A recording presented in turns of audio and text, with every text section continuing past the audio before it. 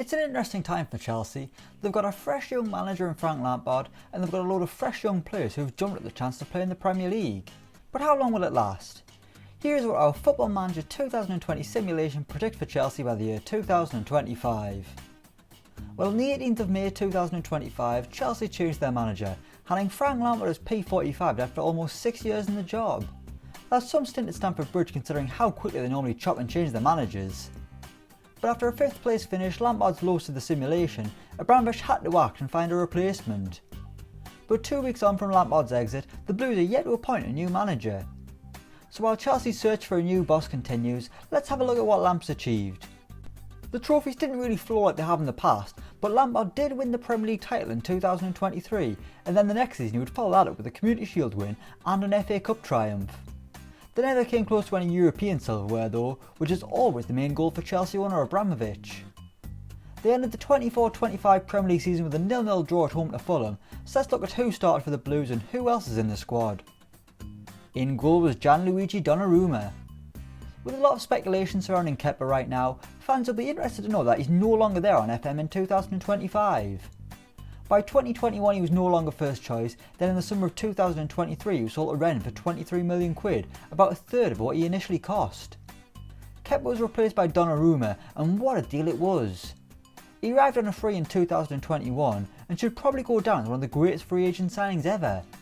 He's barely missed a game for Chelsea, he's been Petr Cech-esque in between the sticks, and at 26 it still looks like he's got another 10 years in him at the top. Right back was Achraf Hakimi. Hakimi's the talk of the town right now because of his exploits down the right for Dortmund, and by 2025 he's a Premier League player. Chelsea got another bargain deal here, but not quite as good, paying Real Madrid £29.5 million to sign the Moroccan flyer. Hakimi's first 3 seasons in blue have been solid with ratings over a 7, and he helped Chelsea make a profit as they were able to sell Reece James for 38 million quid. Everyone's a winner, until you realise that Hakimi's backup Hans Hateboer cost Chelsea an inexplicable amount of £39.5 million. I mean, what a waste of money that was. Centre back was Ibrahima Konate. Chelsea had their 2 backup defenders starting the final game of the season, the first being Ibrahima Konate. The Frenchman has just completed his 2nd season at Chelsea, having arrived for 44 million quid from Leipzig. His start has been solid if unspectacular, although like I say he isn't playing much.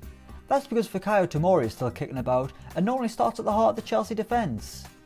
Although despite being valued at a huge £60 million and boasting 36 England caps, Tomori hasn't been that impressive when you look at his stats.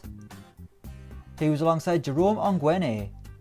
Chelsea's other centre-half was another expensive arrival, with this one costing £59 million. Ongwene has played just as little as Konate and been about just as good, which is pretty average in all honesty. Chelsea are ready to cut their losses though, with the Cameroonian on the transfer list for £41 million with Man United keen. Chelsea's main centre-back is Jonathan Tah, the big giant German who's done a damn good job since his £59 million arrival.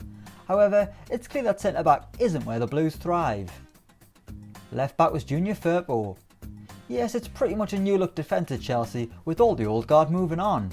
Even Azpilicueta's gone, although he's still playing at the age of 35 for Strasbourg back in France. But Firpo's been pretty good since he arrived from Barcelona in 2021, costing £36.5 million. As expected, he's been getting loads of assists down the left, doing what Marcos Alonso and Emerson couldn't. Centre midfield was Faustino Angerin. One of the Chelsea youngsters got a start in the final day 0-0 draw with Fulham, although Angerin struggled to prove why he should always start. Then again, he's actually played a lot of football in the past few years, most of it coming off the bench, and he's got himself a few goals from the middle of the park. But it's not been enough to oust Mason Mount from the starting 11, who is one of 4 current Chelsea players still going.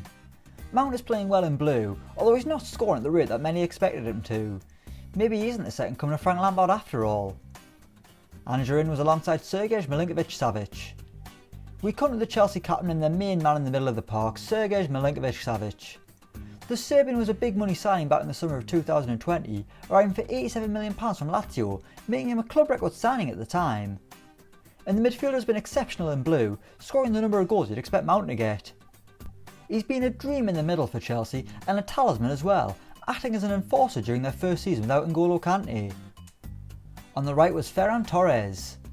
It's bargain time again at Chelsea, with Ferran Torres only costing 25 million quid in 2024. And where did they sign him from? Celtic, of course. The Hoops had pulled off a real coup by signing the Spaniard, and he was so good in Scotland that the Premier League beckoned. Torres has been unfazed by the English top flight and looks like he's doing a lot better than the last guy named Torres who called Stamford Bridge his home. Chelsea do also have Hudson-Odoi as an option out there, but he's mainly used off the bench, chipping in with an odd goal and assist.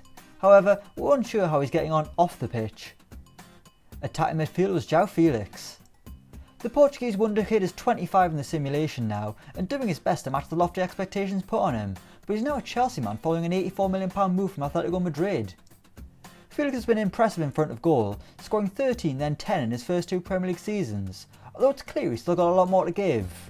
Well, I hope he does, otherwise he's going to look expensive at £84 million, which is already a fair wage of cash if I do say so myself.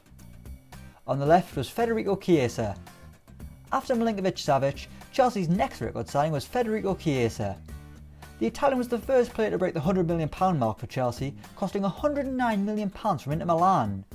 And after 4 seasons in the Premier League, it's understandable why he cost so much.